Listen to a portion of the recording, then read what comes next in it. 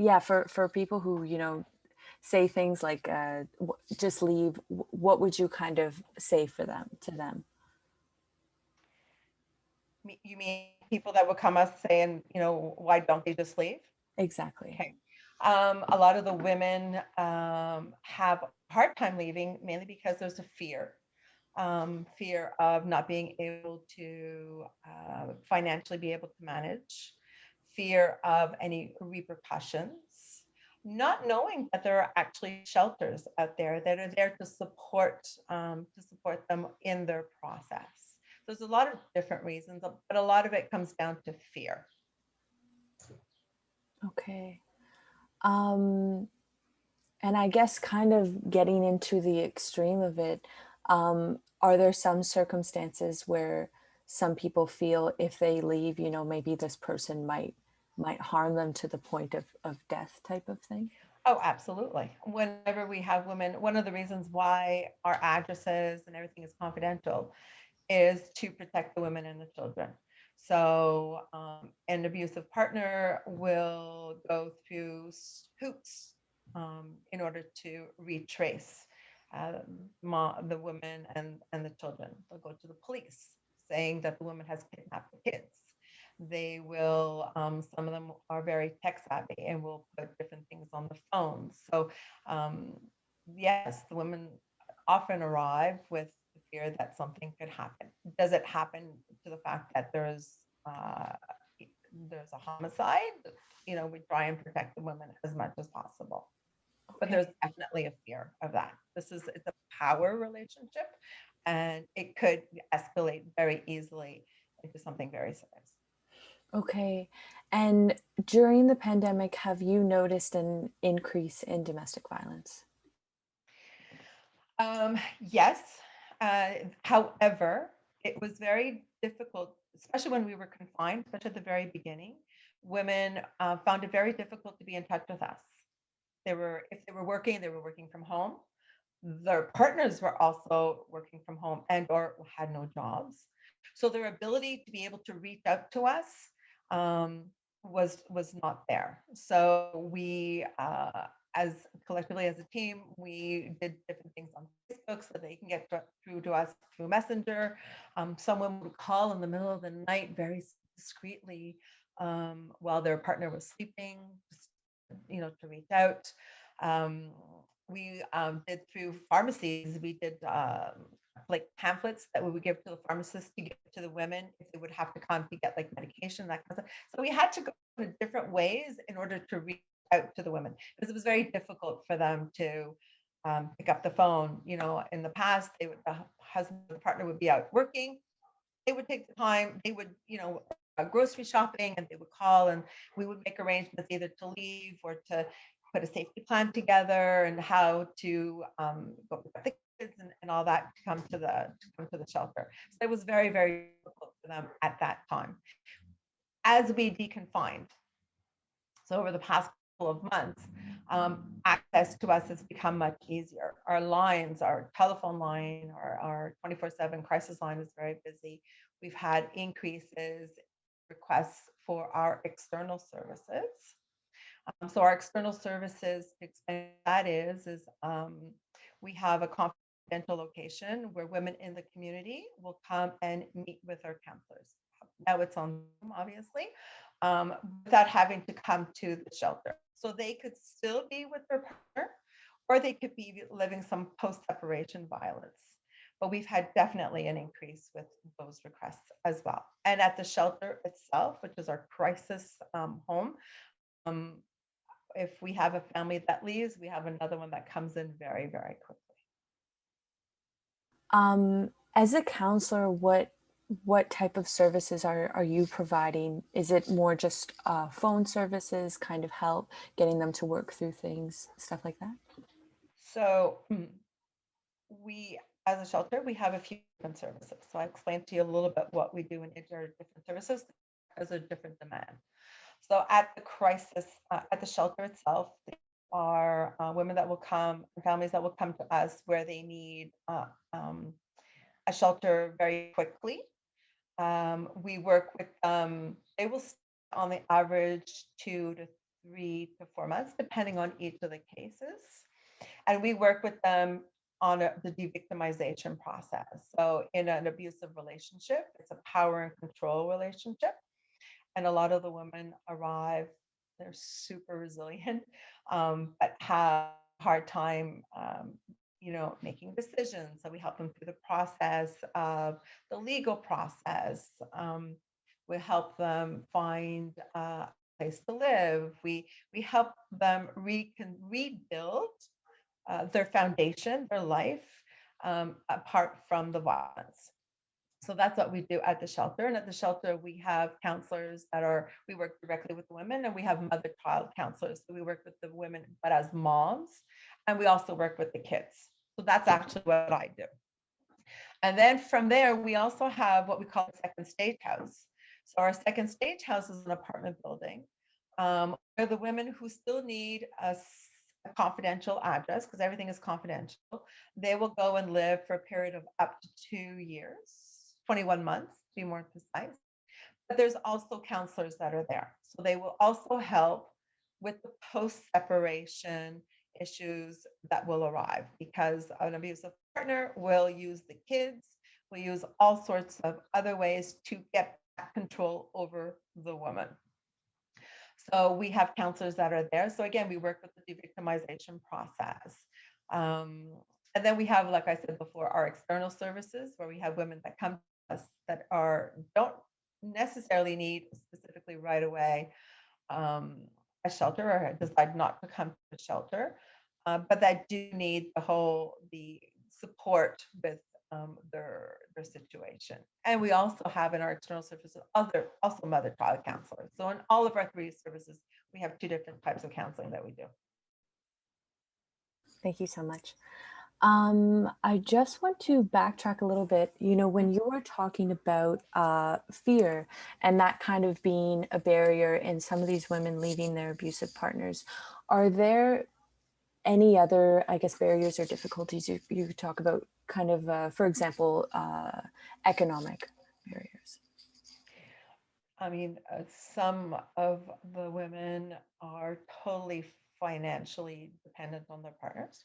Some don't work because he decided that it would be better for them to be a stay-at-home mom. So they have no access to financing. Um, or on the reverse side is that they do go out and work. However, he has demanded that all the money goes into a joint account, and he uses the joint account for whatever he needs. And she basically has to ask him to buy for money to buy essentials, food, clothing for the kids, things like that. So financial is a very big issue. Um, Also, just because of it being in a control relationship, a power relationship, she will all feel that she just does not have the ability to leave. He has given her the message that she can do nothing without him. So it's very difficult to back the feeling that I can do things. I know that I can do things. They don't realize how absolutely strong, resilient they are until we sit down and say, do you realize that you've done all of this to protect your kids, to protect yourself, and all this? It takes a lot of courage. It takes a lot of courage to leave.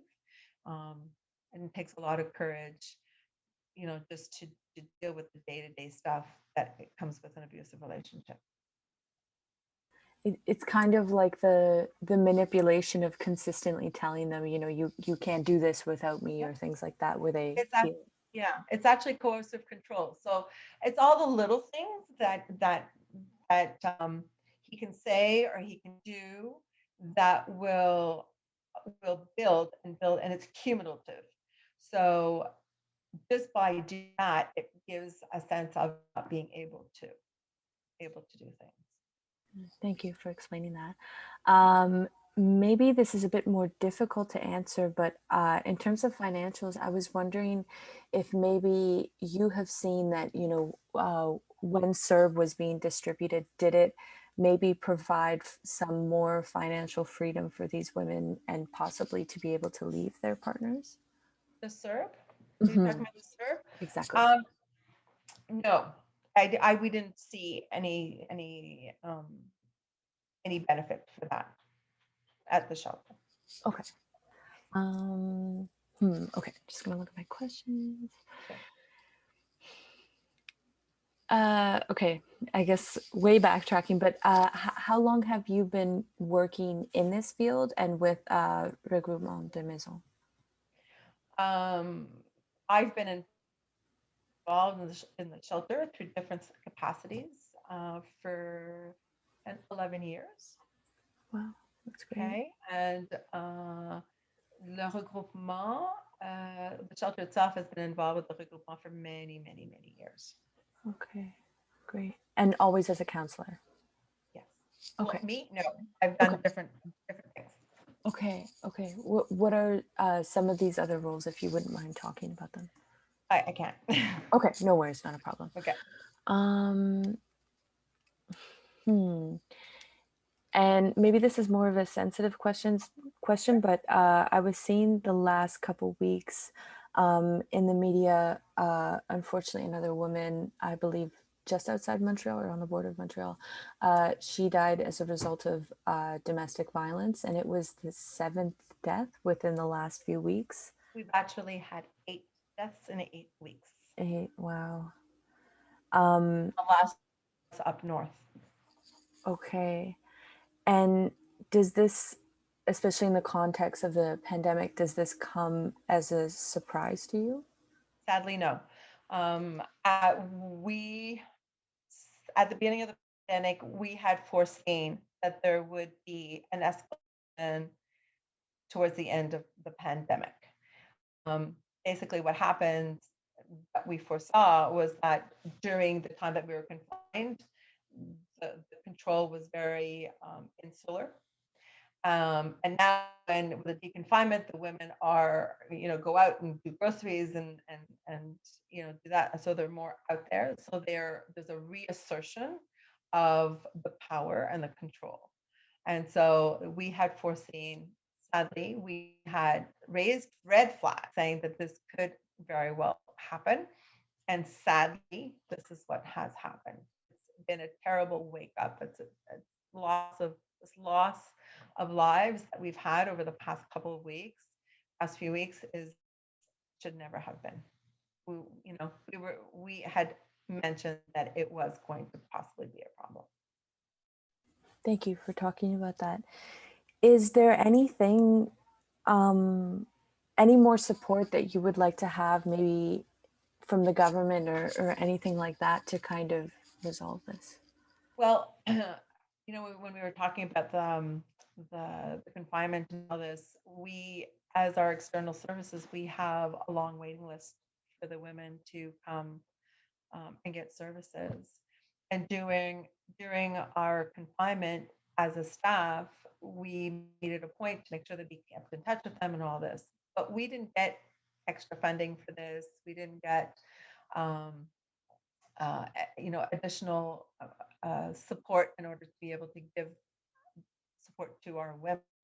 So on point for you of finances, it's been very difficult. We did get some money, but it was more towards the end. In the meantime, we still had to change the way we work. We had to even the way that we offer services within the shelter. I mean, we had to reorganize staff. We had to do a whole lot of reorganization in order to be able to give service, and in a very different way. So we had to think completely out of the box. And now with the new budget out, it's really not sufficient.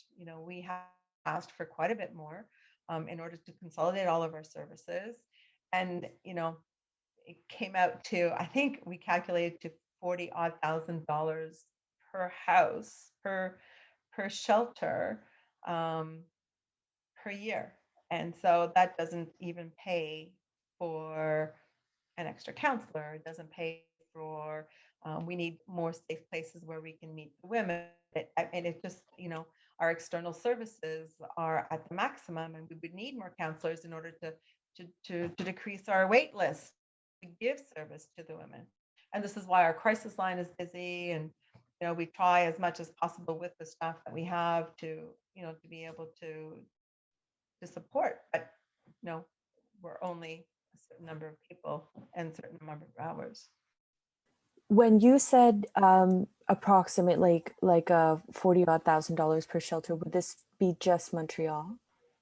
No, Quebec. Quebec. Okay, wow. That was our budget that came out 2 weeks ago. You know, the budget of uh, for I think it was 4.5 million per year. Okay.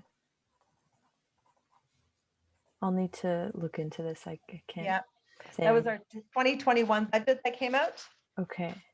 in March. Okay. I'll check that out. Thank you. Sure.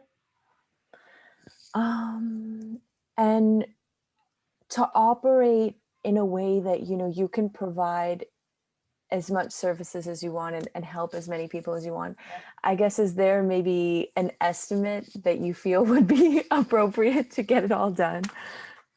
Um, we had asked as a regroupement for the shelters throughout Quebec, we had asked, if I remember correctly, close to $40 million.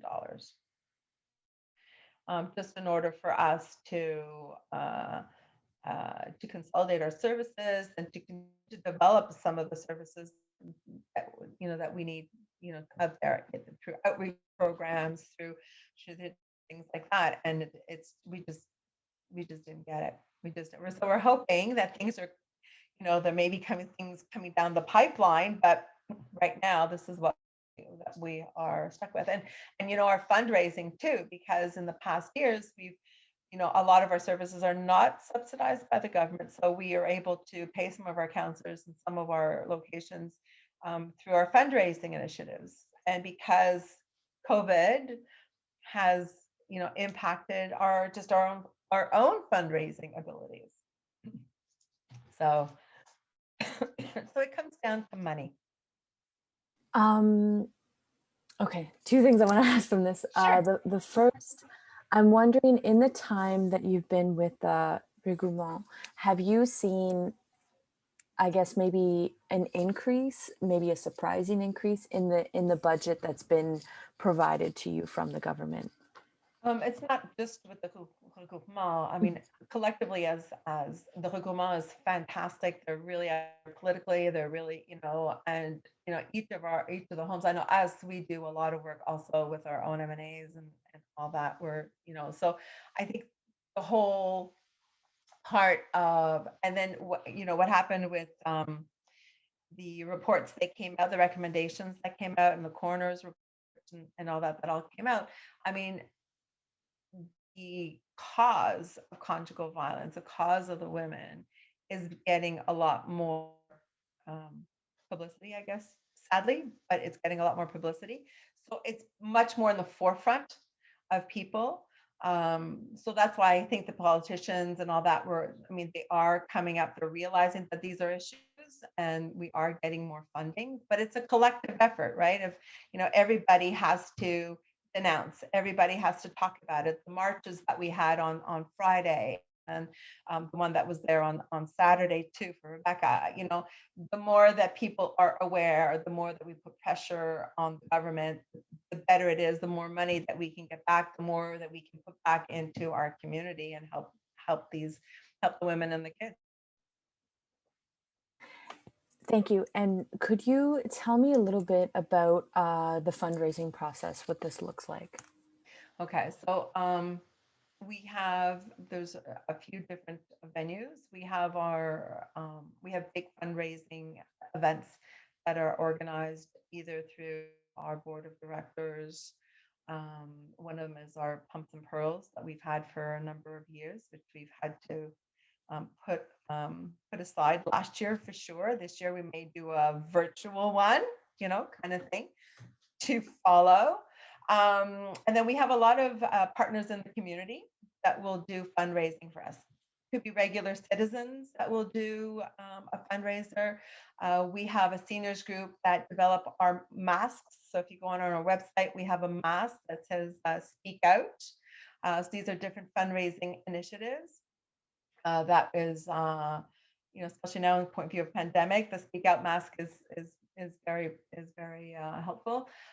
So we have a lot of people within the community that will say, schools in the past, we've had schools that would say, we're doing this as a fundraiser. They'll do walkathons, they'll do different things like that. So every little bit helps, and every donation that we receive, every fundraising that we receive, goes right back to the women. It goes back to some of our programs. Have had in the past, we've had summer camps for the kids that are living at the shelter or at a second stage house. Last year we were to do that, and we're not going to be able to do it this year too. And just before the pandemic broke out, we for the first time had a winter camp for the kids. So all of these fundraising gives us that kinds of abilities, because none of this is funded. So even if we were able to have these events, not actually have the funds in order to be able to do these events right now, because of the lack of fundraising that we've been able to do. Everybody's been busy with COVID. Of course. Yeah. And because of these difficulties and not being able to do fundraising at the same level that you guys usually are, how has this I guess disadvantaged the shelter? It's we would like to be able to hire more people, more counselors. We'd like to be able to develop a second stage house, but specific, not just for families, but for single women, which there's a desperate need for.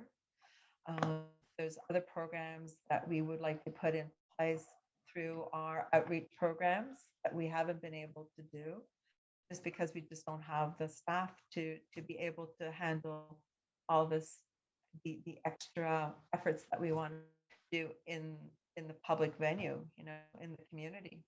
It's so important for us to be able to speak to the police, to speak to youth protection, to speak to lawyers and judges and all this, to be more to be sensitized to the consequences of conjugal violence, to be able to pick up the different nuances of the coercive control and all this. And we just don't have the wherewithal to do that right now. So all of that, because of fund, whether it's government, whether it's our own fundraising, is kind of put on the side right now until things get back into an even keel. And because we've had to do that, that means that we're not helping as many women as we could be. It's kind of like a catch 22, domino effect. Thank you. um I think I almost asked everything. Just want to double check. um yeah, I guess is there anything that I didn't ask that you think is important, or even just for me to look into when considering this story? I think one of the things that is really important um, to to realize is that this is a community effort, and I think it's really important to denounce. Okay, um, whether whether it's a neighbor, whether it's a friend, whether it's to denounce. This is a collective effort, and it's by denouncing, by calling it out, will we be able to help a lot of the women. Will be able to support them in leaving. Um, so denounce one, and if there's a family member or a friend who's living uh, some form of violence, whether it be psychological, verbal, financial, physical, is to suggest that they call either through SOS Violence Conjugale, which is our like a bit of a not a call center, but they will refer the women to our to the crisis line to reach out for help. Um, there is help out there. There is definitely help out there. It's just a matter of phone, or having a member of a family pick up the phone in order to help. You know, that would be, I guess, the two things that would be important to remember. And also, the women that are living this violence are very resilient and very, very strong, very, very courageous. So never forget that. Thank you. I'll definitely include that because I think sometimes when we talk about these issues, it's very, looking at them as victim and kind of weak, and I don't think that's a good narrative to kind of push forward. Because a lot of these women, you know, they're very, very strong. They will do everything in their power to protect themselves, to protect their kids. And it's hard from the outside to understand how that feels for a woman. And there's a lot of judgment related to it. And I think that's very toxic. These women have enormous, but enormous courage. And um, I think that me personally, I'm very blessed with knowing and working with them because it's really they're awesome.